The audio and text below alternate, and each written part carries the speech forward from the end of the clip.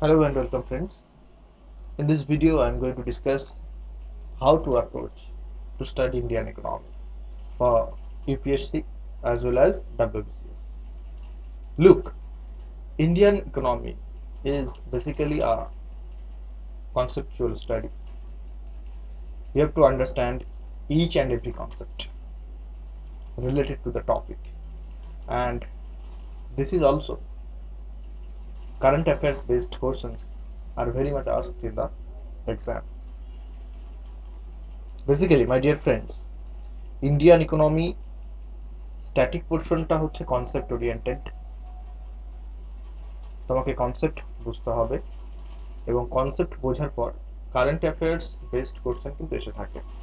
তো তোমাকে static portion পড়ার জন্য বই পড়তে হবে এবং কারেন্ট অ্যাফেয়ার্স রিলেটেড ডেভেলপমেন্টের জন্য তোমাকে কারেন্ট অ্যাফেয়ার্স ফলো করতে হবে।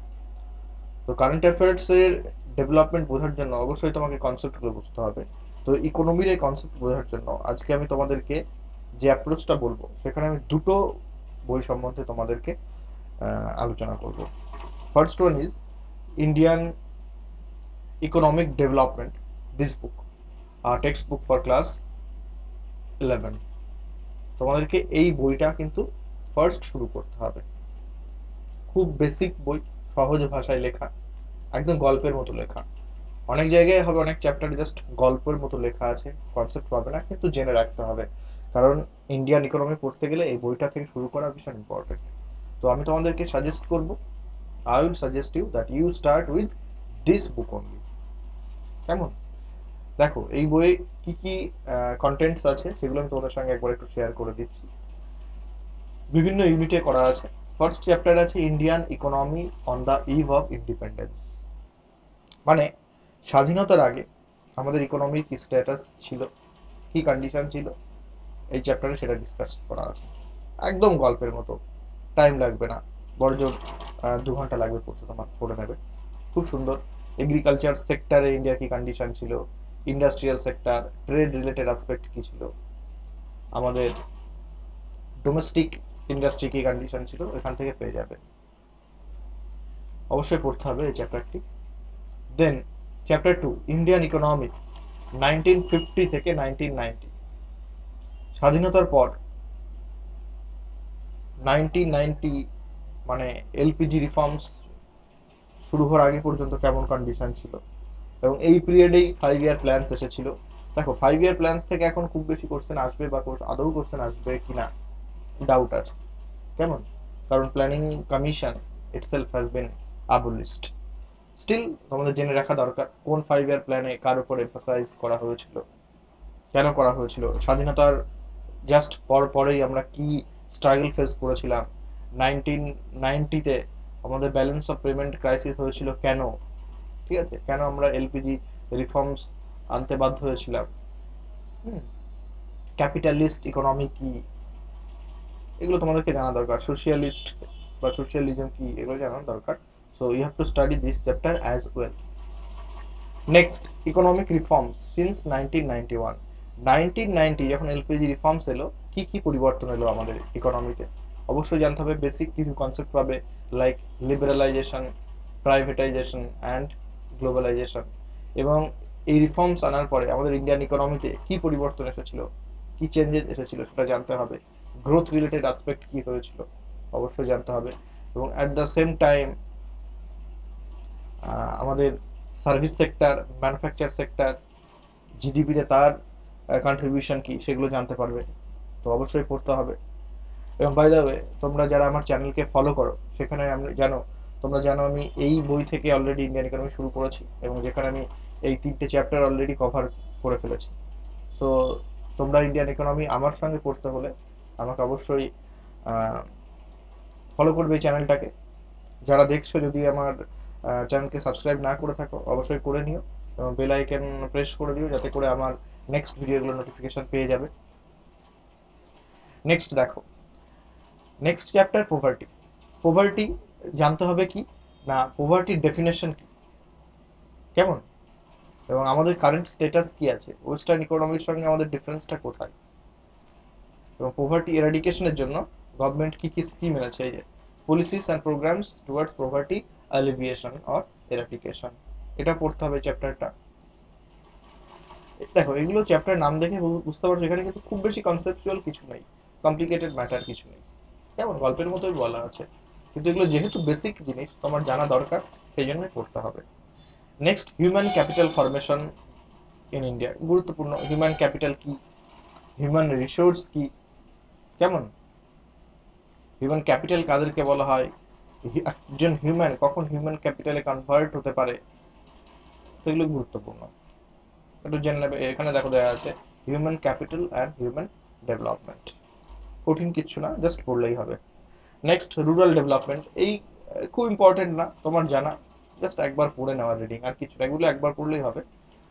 Employment, growth, information and other issues, এটা একটু ভালো করে পড়ে নিতে হবে। এমপ্লয়মেন্টের সঙ্গে গ্রোথের কি রিলেশন আছে, actually very basic economic concepts এখানে, ঠিক আছে। আমাদের ইকোনমিতে কেন এমপ্লয়মেন্ট জেনারেশন বেশি হয় না এটা জানতে হবে, কারণ তোমরা হয়তো অনেকে জানো যে আমাদের জিডিপির ম্যাক্সিমাম শেয়ার আছে সার্ভিস সেক্টর, এবং সেই সার্ভিস সেক্টরে টোটাল ইন্ডিয়াতে হয়তো 10 থেকে 12 লাখ লোক কাজ করে, কিন্তু তার 45%-এরও বেশি জিডিপিতে শেয়ার হচ্ছে service sector.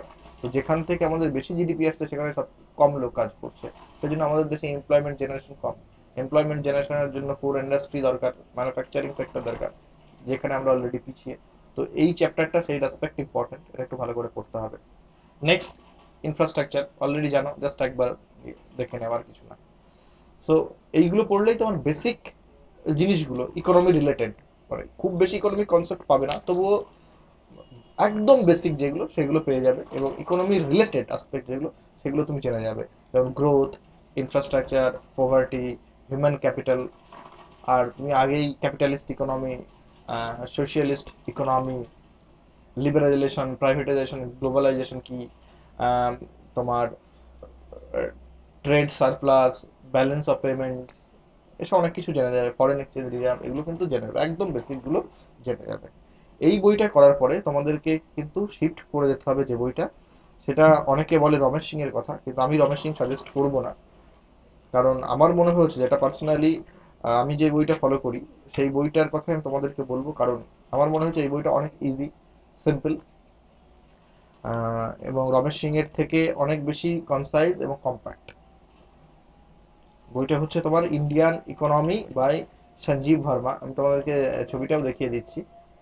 This is the book, unique publishers, Indian economy of Sanjeev Verma. 320 pages মতো আছে, টোটাল পড়ার দরকার নেই, খুব সহজ ল্যাঙ্গুয়েজে সুন্দর করে বোঝানো আছে, এটা পড়তে পারো তোমরা। তোমরা যদি রমেশ সিং না সাজেস্ট করে থাকো, রমেশ সিং যদি তোমরা না কিনে থাকো রমেশ সিং, তাহলে আমি বলবো তোমরা এই বইটা পড়তে পারো, খুব ভালো বই, কেমন, অন্তত আমি পড়ে স্যাটিসফাইড, কারণ খুব ইজি ল্যাঙ্গুয়েজে বলা আছে, কনসেপ্টে ভালো বোঝানো আছে, এবং আমি আমার চ্যানেলে তোমাদেরকে ইকোনমি কিন্তু এই সঞ্জীব ভার্মায় পড়াবো এনসিআরটি শেষ হয়ে গেলে পর। দেখো, তো এই বইটা হয়ে গেলে তুমি কি পড়বে? ফার্স্ট, ডোমেস্টিক ইকোনমি রিলেটেড কি দেওয়া আছে, আউটপুট অফ ইকোনমি।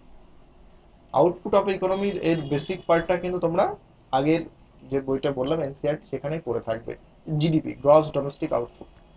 তো সেই রেসপেক্টে চ্যাপ্টারটা খুব ইম্পর্টেন্ট, এখানে একটু বেশি কনসেপ্ট হবে, জিডিপি কনসেপ্ট আসবে, জিএনপি কনসেপ্ট আসবে, so important question. Next, towards inclusive growth. Inclusive growth, inclusive কথাটার মানে কি, সমস্ত কিছুকে ইনক্লুড করা, সমস্ত কিছু নিয়ে গ্রোথ, কেমন। তো এই কনসেপ্টটা জেনে রাখবে, খুব বেশি কনসেপ্টের কিছু নেই। Next, sustainable development and climate change, মানে তুমি বলতে পারো এই সেঞ্চুরির সব থেকে ডিসকাসড টপিক ব্যাটার হলো sustainable development and climate change, খুব ইম্পর্টেন্ট, যে কোনো এক্সামের জন্য এই টপিক ইম্পর্টেন্ট, এবং আমি আগামী 50 বছর ইম্পর্টেন্ট থাকতে যাচ্ছে। সাস্টেনেবল ডেভেলপমেন্ট মানে কি? সাস্টেনেবল ডেভেলপমেন্ট মানে হচ্ছে বেসিক্যালি তুমি ন্যাচারাল রিসোর্স নিচ্ছ, বা যা কিছু ডেভেলপমেন্ট করার জন্য তুমি যে কোনো উপকরণ নিচ্ছ, সেগুলোকে এমনভাবে ইউজ করা যাতে সেগুলো সাস্টেন করতে পারে। ধরো আমি যদি বলি আমরা এখানে ইন্ডাস্ট্রি তৈরি করছি ম্যানুফ্যাকচারিং অ্যাক্টিভিটির জন্য, তো তার জন্য তো ন্যাচারাল রিসোর্সের ধ্বংস হচ্ছে। তো আমরা এমন ভাবে করব যে তাদেরকে ধ্বংস না করে সেগুলোকে নিয়েই, যাতে সেগুলো সাস্টেইন করতে পারে। যেমন ধরো গ্রাউন্ড ওয়াটার ম্যানেজমেন্ট, আমরা গ্রাউন্ড ওয়াটার কেমন ভাবে ইউজ করবো, ইউটিলাইজ করবো, যাতে করে সেগুলোকে আমরা কনজার্ভও করতে পারি, নেক্সট জেনারেশন যাতে সেগুলোকে ইউজ করতে পারে। মানে এমন নয় আমরা ইউজ করে গেলাম, আজ থেকে আগামী 50 বছর পরে আর ইউজ করার মতো কিছু থাকলো না, সেটা কখনোই সাস্টেনেবল না। সাস্টেন কথার অর্থ হচ্ছে রাখা, থাকা, মানে এমন ভাবে আমরা ইউটিলাইজ করব ন্যাচারাল রিসোর্সেসকে যে সেগুলো আগামী প্রজন্মের জন্য থাকবে, বা সমস্ত কিছুকে নিয়েই আমরা ডেভেলপমেন্ট করব, মানে আমরা একদম এক্সপ্লয়েট করব না। ইম্পর্টেন্ট। এবং ক্লাইমেট চেঞ্জ তো অবশ্যই ইম্পর্টেন্ট হওয়া উচিত। তো এই চ্যাপ্টারটা একটু ভালো করে পড়তে হবে। Next, poverty and social sector. দেখো আগের এনসিইআরটি তে কিন্তু তোমরা এগুলো পড়ে এসেছো। ইউনিভার্সাল বেসিক ইনকাম কনসেপ্টটা জেনে রাখতে হবে, ইম্পর্টেন্ট। তাছাড়া বাকি সেরকম কিন্তু ইম্পর্টেন্ট কিছু নেই। এবং সেই সঙ্গে এইটা, what is meant by poverty in India, ইন্ডিয়াতে পভার্টি কথাটার অর্থ কি দাঁড়ায়। নেক্সট, ফুড সিকিউরিটি গল্প বলা আছে, তুমি জানো। ফুড সিকিউরিটি অ্যাক্ট বলা থাকবে, ন্যাশনাল ফুড সিকিউরিটি অ্যাক্ট 2013, আরো যা অ্যাক্ট আছে সেরকম কিছু নেই। এগ্রিকালচার সেক্টর গুরুত্বপূর্ণ, এটা একটু ভালো করে পড়তে হবে। বিভিন্ন রেভলিউশন সম্বন্ধে বলা আছে, ঠিক আছে। রিসেন্ট যেটা আছে মিনিমাম সাপোর্ট প্রাইস, ইম্পর্টেন্ট, এটা জানতে হবে। কোন কোন প্রোডাক্টের উপরে এমএসপি আনা হয়েছে, ঠিক আছে। এমএসপি নির্ধারণ কে করে, কোন বডি করে, এগুলো জানতে হবে। Land reforms and other perspective, আমি বলবো একটু স্কিপ করে দিতে পারো, সেরকম পড়ার কিছু নেই। Silent feature new India, same, সেরকম পড়ার কিছু নেই, এগুলো স্কিপ করে দেওয়া যায়। নেক্সট কোশ্চেন দেখো, ইন্ডাস্ট্রিয়াল সেক্টর অ্যান্ড লিবারালাইজেশন, এটা পড়তে হবে। লিবারালাইজেশনের মানে কি, লিবারালাইজেশন কি, এনসিইআরটি তে তুমি অলরেডি পড়ে এসেছো। ইন্ডাস্ট্রিয়াল সেক্টরের সঙ্গে এর গ্রোথের কি রিলেশন, সেটাও অ্যাকচুয়ালি তোমরা পড়ে এসেছো এনসিইআরটি তে, তবু একবার এখানে পড়ে নিতে হবে, আরো বেশি কিছু পাবে, ডিটেইলস ডিসকাস করা থাকবে। নেক্সট, ইনফ্রাস্ট্রাকচার ডেভেলপমেন্ট কনসেপ্টের কিছু নেই, জাস্ট একবার পড়ে নেওয়া। ইনভেস্টমেন্ট মডেল দরকার নেই, ছেড়ে দিতে পারো। ইন্টিগ্রেটেড এনার্জি পলিসি, এনার্জি পলিসিটা একবার একটু দেখে নিতে হবে, গভর্নমেন্ট কি কি ইনিশিয়েটিভ আনছে। হ্যাঁ, রিসেন্ট কিছু ইনিশিয়েটিভের কথা বলা আছে, এগুলো দেখে নিলেই চলবে। গভর্নমেন্ট ফাইন্যান্স ভালো করে একটু দেখতে হবে। Fiscal policy in India, RBI এর রোল চলে আসবে, ভালো করে পড়তে হবে এটা। পাবলিক এক্সপেন্ডিচার অফ গভর্নমেন্ট পড়তে হবে। রেসিটস অফ দ্য গভর্নমেন্ট, গভর্নমেন্টের রেসিটস কি, এক্সপেন্ডিচার কি, কোনটা রেভিনিউ এক্সপেন্ডিচার, কোনটা ক্যাপিটাল এক্সপেন্ডিচার, এগুলো এখানে বলা থাকবে। ইম্পর্টেন্ট চ্যাপ্টার, ভালো করে পড়তে হবে। Ways and means advance, recently এটা নিউজে ছিল, করোনা প্যান্ডেমিকের জন্য, কোভিড-19 প্যান্ডেমিকের জন্য। তো এটা অবশ্যই ভালো করে কনসেপ্ট এটা বুঝতে হবে। এই সমস্ত জিনিসগুলো আমি কিন্তু আমার চ্যানেলে ডিসকাস করব, তো তোমরা ফলো করবে, আমি ডিসকাস করব এগুলো। Nature of government budget, budget জানতে হবে। ডেফিসিট বাজেট কি, সারপ্লাস বাজেট কি, বাজেট যদি ডেফিসিট হয় সেটা আদৌ প্রবলেমেটিক কিনা ইকোনমির জন্য, ইত্যাদি থাকবে। এই যে নেচার অফ ডেফিসিট যেটা বললাম। ট্যাক্স রিফর্মস গুরুত্বপূর্ণ, ফিসক্যাল পলিসির অন্যতম গুরুত্বপূর্ণ জিনিস, এবং সেই সঙ্গে জিএসটি ট্যাক্স এর রিলেটেড আছে। Black money, user tax compliance, tax কমপ্লায়েন্সের উপরে রিসেন্ট ইন্ডিয়ান গভর্নমেন্টের পলিসি কেমন গুরুত্বপূর্ণ। Next, bridging deficits, money and government borrowing. Reserve bank of India এবং মনিটারি পলিসি কমিটি এবং রিজার্ভ ব্যাংক অফ ইন্ডিয়ার রোল মনিটারি পলিসিতে, খুব ইম্পর্টেন্ট চ্যাপ্টার, এটা খুব ভালো করে পড়তে হবে। রিজার্ভ ব্যাংক অফ ইন্ডিয়ার রোলটা এখান থেকে তুমি বুঝে যাবে কমপ্লিটলি, যে ইনফ্লেশন কন্ট্রোল এবং গ্রোথ প্রমোশনে আরবিআই এর কি ভূমিকা, আরবিআই কি করে যখন ইকোনমিতে ইনফ্লেশন আসে বা যখন ইকোনমিতে গ্রোথের দরকার, আরবিআই এর ভূমিকা কি। মনিটারি পলিসি কমিটি কি, রিসেন্টলি যে government of India monetary policy committee তৈরি করেছে, তোমরা জানো সেখানে 6 জন মেম্বার থাকে, 3 জন আরবিআই এর ইনক্লুডিং গভর্নর অফ আরবিআই এবং 3 জন নমিনেটেড বাই গভর্নমেন্ট। কেমন, তো মনিটারি পলিসি কমিটি ইম্পর্টেন্ট। এবং তোমার মনিটারি পলিসি হিসেবে কি কি স্টেপ নেওয়া হয় খুব গুরুত্বপূর্ণ। Repo rate, reverse repo rate, CRR, SLR, bank rate, কেমন, তো এগুলো জানতে পারবে, ইম্পর্টেন্ট চ্যাপ্টার। সেই সঙ্গে ব্যাংকিং চ্যাপ্টারটাও গুরুত্বপূর্ণ, একটু ভালো করে পড়তে হবে এই চ্যাপ্টারটা। পেমেন্ট ব্যাংকস কনসেপ্ট, হ্যাঁ, আরআইডিএফ, গুরুত্বপূর্ণ, লিকুইডিটি ম্যানেজমেন্ট বা আরবিআই, যেটা আমি বলছিলাম ইনফ্লেশন বা গ্রোথ রেটের সময় আরবিআই কি ভূমিকা নেয়, বাসেল নর্মস, সিএআর মেনটেনের জন্য বাসেল যে নরম আছে, ক্যাপিটাল অ্যাডিকুয়েসি রেশিও, এগুলো জানতে হবে। তো বেসিক্যালি এই দুটো চ্যাপ্টারে তুমি অনেক কনসেপ্ট পাবে, কনসেপচুয়াল। এবং এই বইটা এই জন্যই ভালো বলছি কারণ কি খুব ইজি ল্যাঙ্গুয়েজে বলা আছে, খুব বেশি কিছু মানে অনেক কিছু যে ডিসকাস করলো বিশাল যেরকম নয়, যতটুকু দরকার এবং ইজি ল্যাঙ্গুয়েজে। ইনফ্লেশন অবশ্যই, meaning and measuring inflation, inflation কিভাবে মেজার করা হয়, এর মিনিং কি, স্ট্যাগফ্লেশন কি, কেমন, ক্যাপিটাল মার্কেট গুরুত্বপূর্ণ, সেবির রোল খুবই গুরুত্বপূর্ণ, কেমন।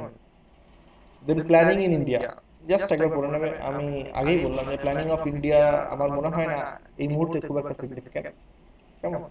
নীতি আয়োগ ভালো করে পড়তে হবে, যে কোনো এক্সাম এখান থেকে কোশ্চেন এক্সপেক্টেড, কেমন। এরপর হচ্ছে লুকিং আউটওয়ার্ড টুয়ার্ডস গ্লোবালাইজেশন, এই জিনিসগুলো তোমরা জানো, সেরকম কিছু পড়ার নেই। কারণ কেন পড়ার নেই বলছি, কারণ এই জিনিসগুলো আহ, যেমন কারেন্ট অ্যাফেয়ার্স থেকে পেয়ে যাবে, বিভিন্ন কারেন্ট অ্যাফেয়ার্স এর এক্সপ্লেনেশন থেকে এগুলোই পেয়ে যাবে। সেই জন্য এগুলো তুমি পড়তেও পারো, না পড়তেও পারো, যদি টাইম থাকে একবার পুরো দেখে নিতে পারো, ছেড়ে দিলেও কোনো কাজ চাপ নেই। কারণ তোমাকে Indian economy current affairs related কিছু জিনিস পড়তে হবে, যেটা আমি বলবো কোথা থেকে করবে বলে দেবো। তো এগুলো সেই জন্য তুমি ছাড়তেও পারো, না পড়তেও পারো, ছাড়লেও কোনো প্রবলেম হবে না, কেমন। সেলস কনসেপ্ট একটু জেনে নেবে, special economic zone, technology parks. আরেকটা জিনিস জানতে হবে, ফরেন ট্রেড পলিসি। হ্যাঁ, এটা important chapter. Balance of payments economics, যেটা আমি বলছিলাম কনসেপ্ট কি, ব্যালেন্স অফ পেমেন্টস এর কাইন্ডস কি কি হয়, what is current account deficit, is current account surplus better for open economy, আগে বলছিলাম আমি এটা। তো এই চ্যাপ্টারটা ইম্পর্টেন্ট, ফরেন ট্রেড পলিসিটা একটু দেখে নেবে। আর মাঝের এই চ্যাপ্টারগুলো তুমি ছেড়ে দিলেও দিতে পারো, এখান থেকে সেরকম কিছু নেই এই চ্যাপ্টারগুলো, 21, 20, 19। Next, trade reforms and foreign exchange management act, FEMA, just একবার দেখে নেবে, সেরকম ইম্পর্টেন্ট কিছু নেই। ফরেন ইনভেস্টমেন্ট ইন ইন্ডিয়া গুরুত্বপূর্ণ, FDI foreign portfolio investment, FDI Indian sector গুরুত্বপূর্ণ, চ্যাপ্টারটা একটু ভালো করে দেখতে হবে। মাল্টিল্যাটারাল ফিনান্সিয়াল ইনস্টিটিউশন, বিভিন্ন ইনস্টিটিউশন, এটা তুমি কারেন্ট অ্যাফেয়ার্স থেকেও পাবে, কিন্তু স্ট্যাটিক পার্ট হিসেবে কিছুটা দেখে নেবে, যে কিভাবে এস্টাবলিশড হয়েছে এগুলো, হেডকোয়ার্টার কোথায়, ইত্যাদি ইত্যাদি, কি রিপোর্ট পাবলিশ করে আইএমএফ, ওয়ার্ল্ড ব্যাংক, যেমন এশিয়ান ডেভেলপমেন্ট ব্যাংক, কেমন। এই চ্যাপ্টারটা একটু দেখে নিতে হবে। এক্সটার্নাল ডেট অফ ইন্ডিয়া, একদম এটাও দেখতে হবে, এক্সটার্নাল ডেট কি, কেমন। এক্সটার্নাল ডেট কি করে রিপেমেন্ট হয়, এন্ড ইন্ডিয়ার কারেন্ট এক্সটার্নাল ডেট সিচুয়েশন কি।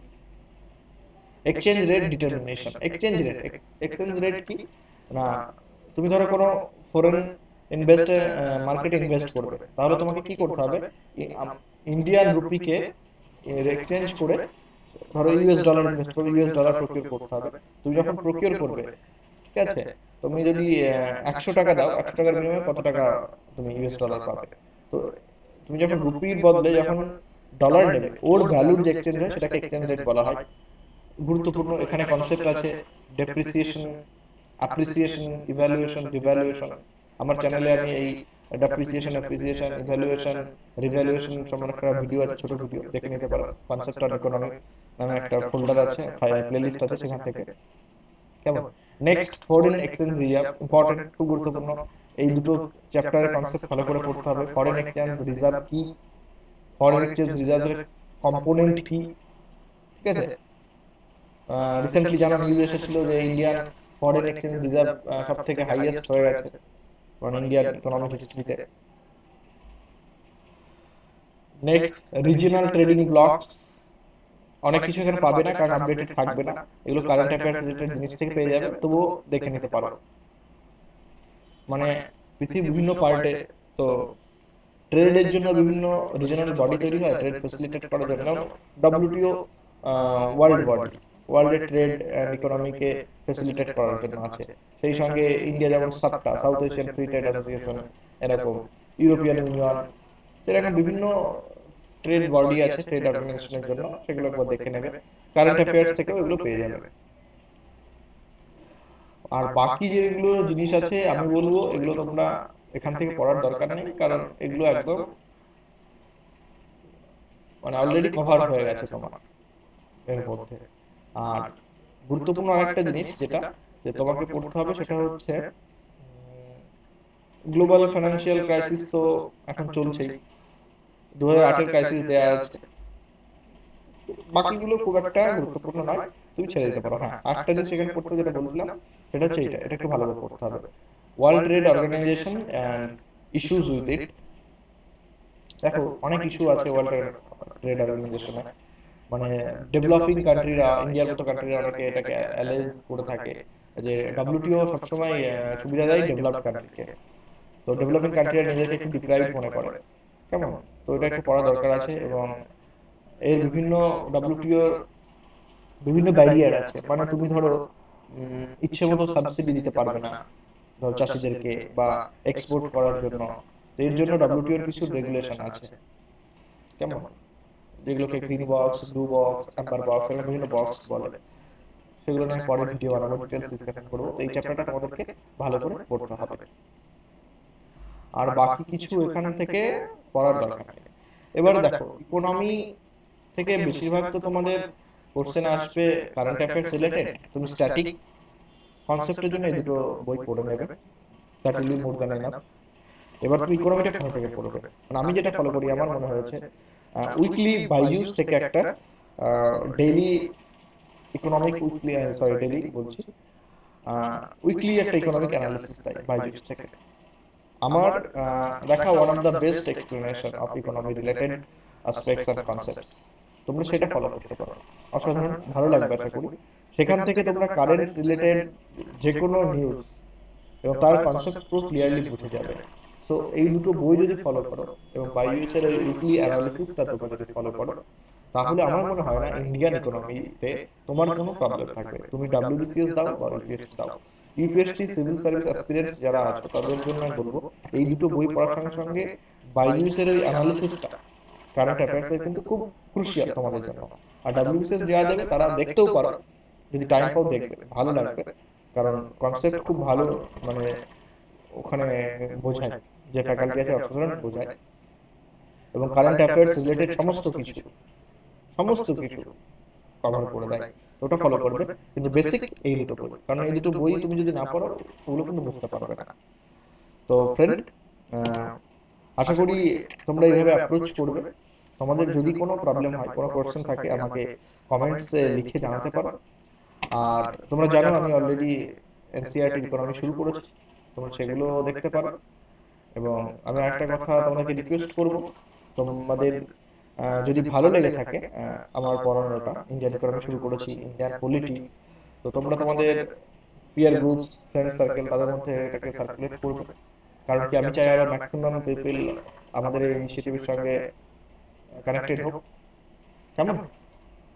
So my dear friends, thanks for your time, have a great day.